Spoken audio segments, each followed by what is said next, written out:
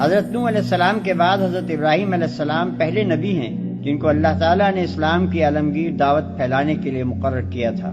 انہوں نے پہلے خود عراق سے مصر تک اور شام و فلسطین سے ریگستان عرب کے مختلف گوشوں تک برسوں گشت لگا کر اللہ کی اطاعت و فرما برداری یعنی اسلام کی طرف لوگوں کو دعوت دی۔ پھر اپنے اس مشن کی اشاعت کے لیے مختلف علاقوں میں خلیفہ مقرر کیے۔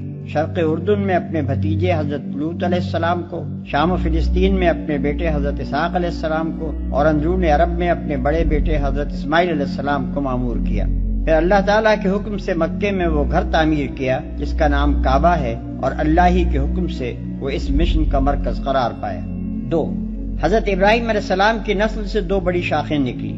ایک حضرت اسماعیل علیہ السلام کی اولاد جو عرب میں رہی۔ قریش اور عرب کے بعد دوسرے قبائل کا تعلق اسی شاخ سے تھا، اور جو عرب قبیلے نسلاً حضرت اسماعیل کی اولاد نہ تھے وہ بھی چونکہ ان کے